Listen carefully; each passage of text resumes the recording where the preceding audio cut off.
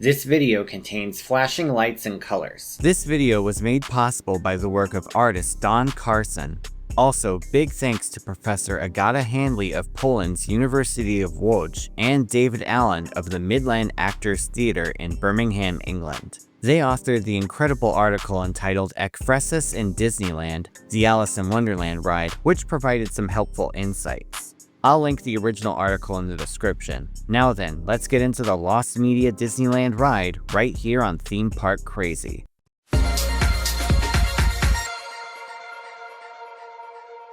Over the years, interest in lost media has exploded. Usually, that term brings to mind obscure television broadcasts or forgotten films that aired once and then disappeared off the face of the earth. But what about theme park rides? Can they be lost media? The answer is yes, and there are actually a few such examples that ran at California's Disneyland.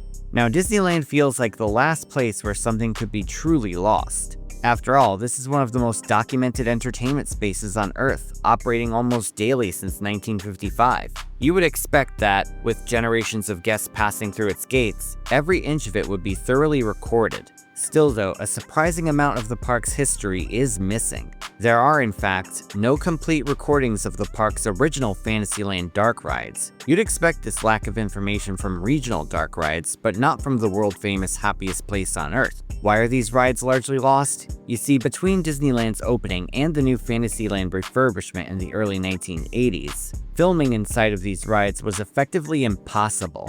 Consumer video cameras were bulky, required intense lighting, and simply could not function in dark ride environments. And a lot of the Disney rides back then used UV lighting to light up the sets, and this would overexpose the film in the cameras. Disney also strictly prohibited on-ride photography, making casual documentation extremely rare. In fact, one blog stated that the only ride that allowed flash photography was It's a Small World. As a result, the only video that exists of these early attractions are promotional clips and scattered media. For example, some brief clips of Mr. Toad's Wild Ride and Snow White and Her Adventures appear in the 1962 Tony Curtis film 40 Pounds of Trouble. Even then, film crews had to use an intense spotlight. For all of these lost experiences, one attraction stands out more than the rest: the original Alice in Wonderland ride from 1958. Alice in Wonderland is like a trip through the looking glass aboard a colorful caterpillar as you travel from place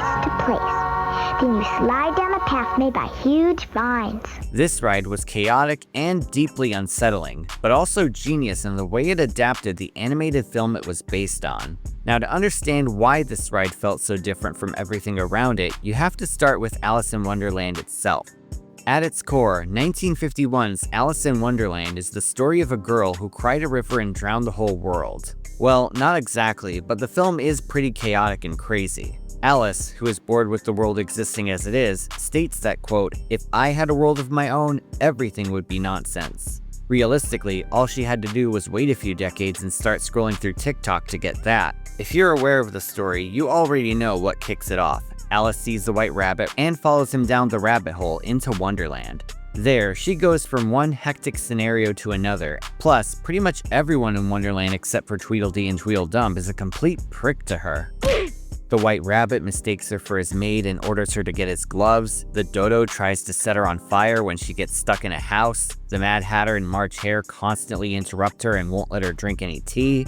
The caterpillar blows smoke in her face and screams at her, and the Cheshire Cat frames her for exposing the Queen's underwear, thereby intentionally setting her up to be sentenced to death by beheading. The film may as well be called F You, Alice, because that's the vibe she gets from Wonderland. Just a disorienting, hostile, and often terrifying place full of a-holes. But all of this is what makes the film so brilliant. If the characters had just held her hand the whole way through and helped her understand Wonderland, it would be boring. It's much more fascinating to see her struggle to understand her confusing surroundings and try to adapt to them. Plus, the surreal, creative visuals are still absolute eye candy. Many rightfully consider the film to be a classic, but that wasn't always how it was received. When Disney released the animated film in 1951, it was not the success the studio had hoped it to be. The film was a financial disappointment, grossing just $2.4 million on a $3 million budget. Not only that, but it received a mixed response from critics. The British press was especially harsh on it, with critics saying Disney Americanized Carol's works. The Kensington News and West London Times wrote, "This is all delightful Disney, but it is not Carol. Alice in Disneyland would have been a more apt title.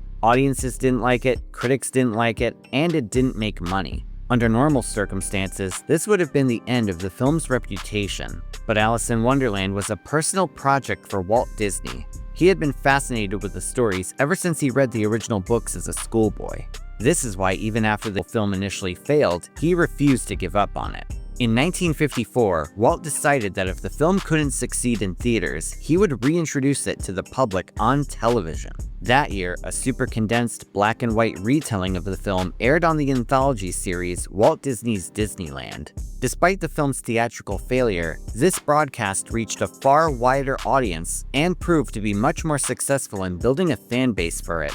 For many viewers, this television presentation became their first real exposure to the story, and it helped rehabilitate the film's reputation. At the same time, Walt was moving forward with plans for Disneyland, and Alice in Wonderland was always meant to be part of the park.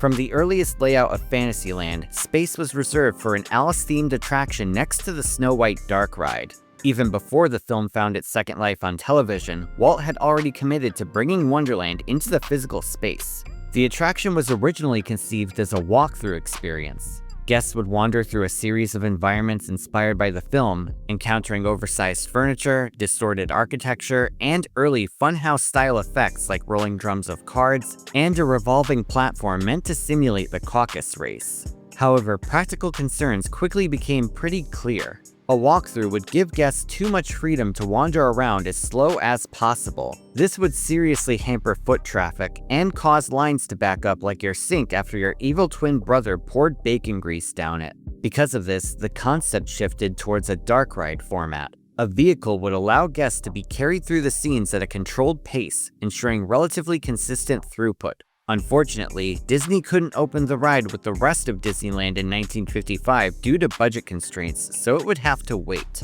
Walt was disappointed, but the park did manage to squeeze in an Alice attraction in the form of the Mad Tea Party. A relatively simple ride, sure, but still a classic today. And if you're lucky, you could even ride it with Alice. The proposed dark ride would have to wait 3 years after the park's opening to make its debut.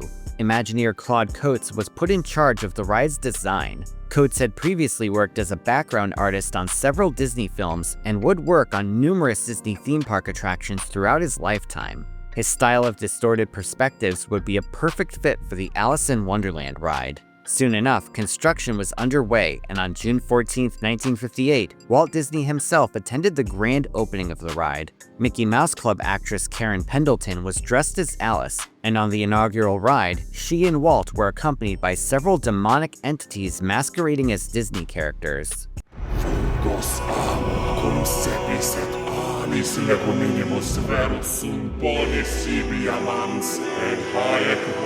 As for the attraction itself, it started out with an outdoor boarding station. At the time, Disneyland rides required tickets to get on, so a ticket booth sat by the entrance in the form of a giant mushroom with a copy of the Alice in Wonderland book on top of it. This mushroom actually still exists today and is reportedly used as a casual storage area for employees. The vehicles guests board are themed to the smoking caterpillar from the movie. Reportedly, Claude Coates wanted to theme the vehicles to giant playing cards, but Walt vetoed the idea, suggesting the caterpillars instead. The vehicles, which had 2 large tires in the back and a small wheel in front, had 2 rows for passengers, with the back row being more spacious. As for the back of the vehicle, oh god, what the hell was Claude Coates thinking when he drew this? This is hilarious. Figure 7 rear view? Rear view indeed. That aside, once guests boarded, the ride would start by taking guests into a tunnel which represented the rabbit hole. Now here's where the immersion really started. Throughout the ride, speakers would play a narration from Alice, with English actress Catherine Beaumont reprising the role. Alice states, "My adventures in Wonderland began when I followed the white rabbit down the rabbit hole. all of a sudden, I fell down, down. The harp soundtrack and the way Alice puts emphasis on the word down, down, down makes guests feel like they're falling down the rabbit hole while they're moving forward. In the movie, Alice's fall serves as an introduction to the strangeness of Wonderland. She's surrounded by various household items, and at one point, she passes by a mirror that gives an upside-down reflection. The ride does things a bit differently, as instead of a long downwards tunnel, guests enter the upside-down room. This room is filled with household items as well, bolted to the ceiling to create a disorienting illusion that guests are on the ceiling. This room didn't exist in the movie, but was instead based on a piece of concept art by Claude Coates. The first thing guests saw when they entered the room was a circular mirror that also gave an upside-down reflection. The way it did this is actually pretty easy to explain. This effect was done with a concave mirror, which changes the angle of light being reflected back so you get an upside-down reflection. Want to see an everyday example of this? Grab yourself a spoon and look at your reflection in the front of it. At this point, it's clear that you're not just watching the story unfold, you're experiencing it through the perspective of Alice herself. You see, early Disney dark rides aim to put you in the shoes of the main character and feel the same emotions and sensations the characters did in their respective films. This was the case for all of Disneyland's original dark rides. You were Peter Pan soaring through the sky, you were Mr. Toad driving recklessly like a jackass on Route 8, and you were Snow White being threatened by the witch. This was an ingenious concept for a dark ride, but it did have a downside. Guests who went on expecting to see the main characters were often disappointed and confused at their absences. Ken Anderson put it, nobody actually figured out that they were Snow White. They just wondered where the hell Snow White was. Perhaps as a response to this criticism, the Alice ride mixed things up a bit. While you did still experience the film's story through Alice's point of view, you also heard her narration throughout the ride, so she wasn't completely absent. This makes the ride feel like you're inside the mind of Alice as she vividly recalls her misadventures in Wonderland.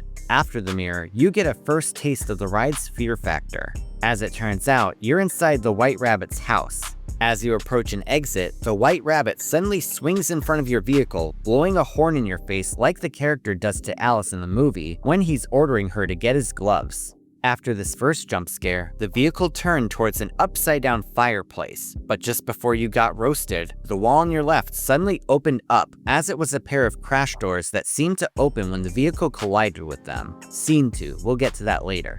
On the ride, there's an entirely new obstacle in the form of a rather terrifying Cheshire Cat sitting on top of a footstool. His twisted laughter played on a speaker inside his mouth, and his distorted grin made him look like something out of the Walt files. Plus, the eyes and pupils were designed in a way that looked like they were following you. Another jump scare occurs under the stool when a cutout of the cat swung down, blocking guests' path. The vehicle then suddenly swerved out of the way towards another disturbing sight. Crash doors resembling the doorknob with his keyhole mouth wide open. There are no photos or videos of this known to exist, but Don Carson did a great job in envisioning what it could have looked like. After the doorknob, Alice finds herself in the garden of live flowers from the movie. Several of the flowers are seen, and the song All in the Golden Afternoon plays in the background.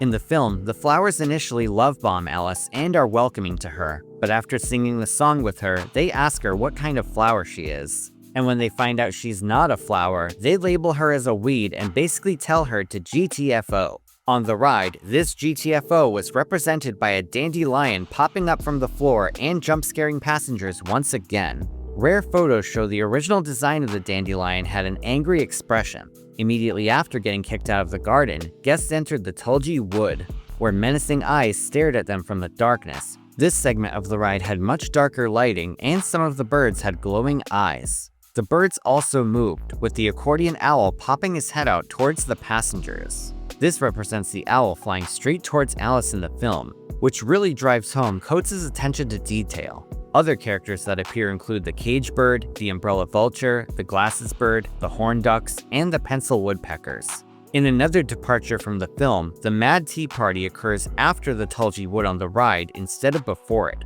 That means the viewer misses out on another "F you Alice" moment when the brush dog erases her path. If you recall, the tea party in the film was a frustrating moment for Alice. Every time she tried to take a sip of tea, the Mad Hatter and March Hare found new ways to stop her from doing so, and they kept having her switch seats, saying move down, move down. By the end of the thing, she gets so fed up with their nonsense that she storms out. On the ride, the frustration of the tea party is represented with another startling jump scare. In a small gap between the floor and the wall, cutouts of the Mad Hatter and March Hare would abruptly rise from underneath, shouting,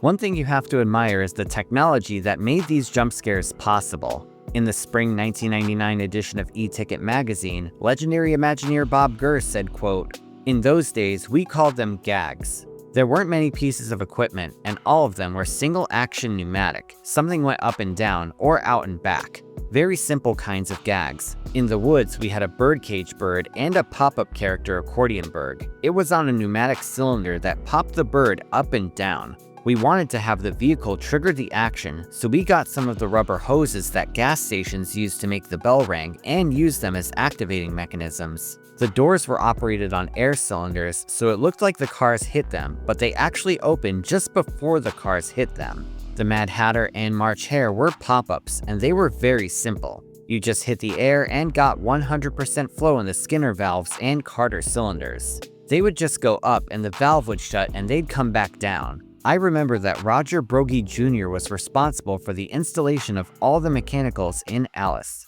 Moving on, the drowsy dormouse popped out of a sugar pot saying, "Very, very rude indeed," before the vehicle suddenly crashed through a giant teapot.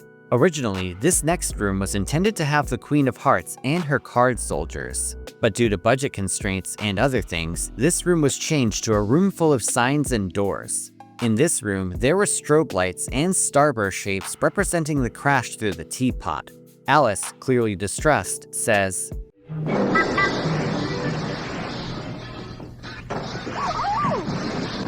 Oh dear, how do I get out? Oh, I lost my way. Now, since Imagineers had to leave out the Queen of Hearts and other key characters, they needed something else to finish off the ride. At the end of the film, Alice is sentenced to be beheaded, and all of the characters she met chase her through Wonderland in what feels like a bad dream, revisiting all the locations from the story. It's clear that this segment of the ride represents that chaotic chase. Like Alice, you're supposed to be frightened and confused, and the signs pointing in all sorts of directions certainly don't help. Then comes a bizarre and disturbing moment. Your vehicle goes through 3 doors. With each one, a humorous-sounding scream is heard at a different pitch.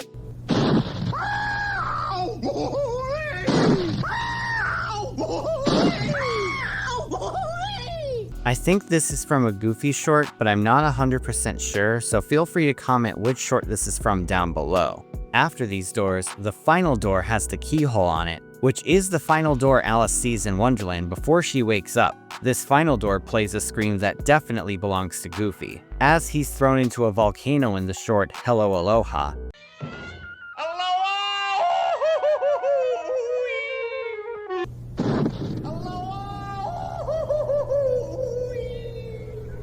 Now, this may seem random, but there is actually an explanation for it. In the article, Ekphrasis in Disneyland, the Alice in Wonderland Ride, Claude Coates' son Alan said his father, quote, wanted guests to leave laughing and decided to use one of the funniest audio cues from Disney cartoons, the goof yell, used by the hapless Goofy character as he fell off a building or whatever. Dad must have remembered how my brother and I would laugh our heads off whenever we heard this sound. So he probably decided to use this as the payoff to create happy riders coming out of the Alice experience. Finally, guests escaped outside, where the nightmare ended in a winding Wild Mouse-style ride with hairpin turns down a vine ramp.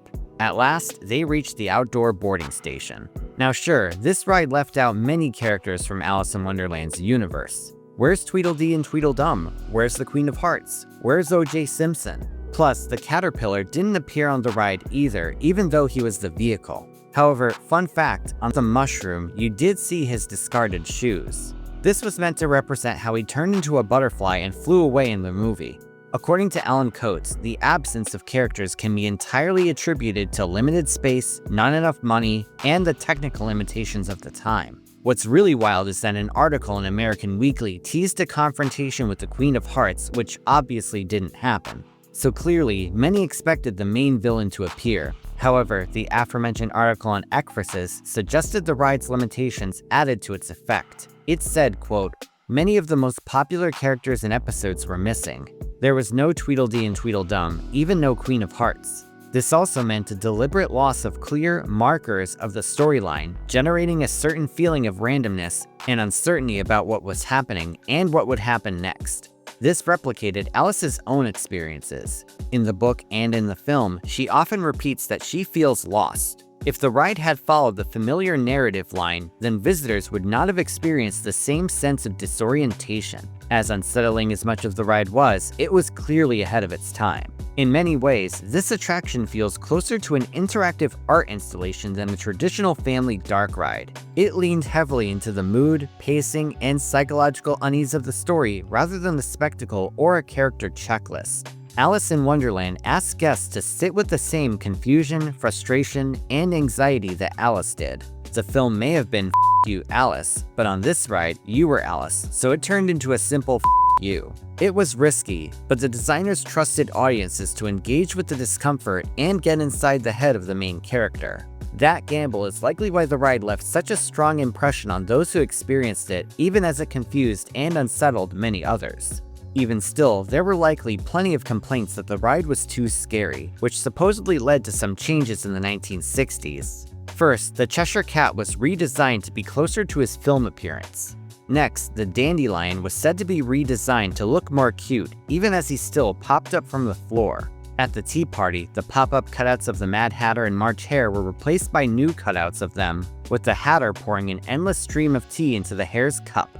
This was done with a twisted rod rotating, giving the illusion of an endless pour. Finally, the Dormouse was changed, though surprisingly enough, he looked even scarier for an unknown reason. This version of the ride operated all the way until the early 1980s. And for reasons explained earlier, the ride experience was largely lost to time. In 1982, the ride would close as part of the massive Fantasyland overhaul mentioned before. Every one of the original dark rides got a modernized makeover. The Alice in Wonderland ride was no different. Although New Fantasyland opened in 1983, the Alice ride's changes were so numerous and involved that it didn't open until April 1984. The new version of the ride was vastly different from the old one. Though it featured many of the same scenes, some of the same lines of dialogue, and even the same goofy yell at the end, several new scenes were added. Instead of entering through the door's mouth, the doorknob is much friendlier, simply opening up and letting you inside. Additions included appearances from Tweedledee and Tweedledum, the Card Soldiers, the Queen of Hearts, and a new tea party scene that's much less hectic than the original. Alice herself even made an appearance, albeit in a very unsettling statue form. The ride was able to use some more indoor space that wasn't utilized before, making it longer. As it stands, this attraction is a classic. It's colorful, entertaining, enjoyable, easy to follow, and it's a must-ride at Disneyland. Some appreciated the more simple retelling of the movie's plot, but others say it was actually a step down from the original. The aforementioned Ekphrasis article said, "Rather than being submerged in the story, writers were observing how it unfolds, a passive position akin to the gaze of the cinema spectator." In other words, the ride no longer sought to simulate the experience of the lost and confused Alice. It did not penetrate the emotions and affect the body of the participant, or make them feel as if they were present in the action in the same way. The original ride took us into a nightmarish world where threats and monsters lurked in the safest domestic objects and environments. The new version offered a much safer experience and, to a large extent, a linear recreation of the story. This criticism actually mirrors a common concern with many modern Disney rides like Tiana's Bayou Adventure and Frozen Ever After. They aim to take as little risks as possible and want to avoid scaring children in favor of a relatively conflict-free epilogue that doesn't have the same punch as the original stories did. Princess and the Frog and Frozen are great films with great stories, but these rides don't really challenge riders in the same way that Claude Coats did. That's not to say they're bad rides, they have plenty of amazing visuals and impressive animatronics. They're just a lot safer. All of that said, you can experience the original Alice in Wonderland ride's recreation in full right here on YouTube. Artist Don Carson painstakingly went through every detail available of the ride to make a virtual recreation that modern audiences can enjoy. I'll link his videos of the ride in the description. as well as a behind the scenes video where he went in detail on how he made it using all of the available information. And yes, this was all done without an ounce of AI. In my opinion, that alone is worth a subscription. So go ahead and subscribe to Don Carson and check out his recreation in the description. Now it's time for the comment shoutout program. This is where I take 5 random comments from my last video and read them out. These comments come from my video on 20 roller coasters that closed for being so bad. Portal Puddle says, "Those sunglasses look great on you, King." Why, thank you. Willful13 says, "Can you please make a 20-minute video about your favorite chain lift noises and we'll eat it up? Trust, suggested by someone else first." Silva Foot Family 525 says, "Canopy Lake Park is my neighborhood park. Missed the corkscrew." Silent Red 27 says, "So glad I never rode T3. That breakdown was a blessing in disguise. Can't believe someone bought it." And Slippery Soap says, "Very interesting information. What will they think of next?" Also, here's a special shout out to my newest Patreon supporters, Jeff Green and Lit Weasel. If you want to see your words in my next video, leave a comment down below and it may be selected. Please note though that inflammatory or spam comments will not be read. Thank you all so much, and if you want to support me on Patreon, you can do so once again at the link in the description. Thanks for watching, everyone. Feel free to like, share, and subscribe. You can follow me on social media on Instagram and Facebook, or you can check out my website at themeparkcrazy.com. And I'm on TikTok. This is Theme Park Crazy, and I'll see you all next time.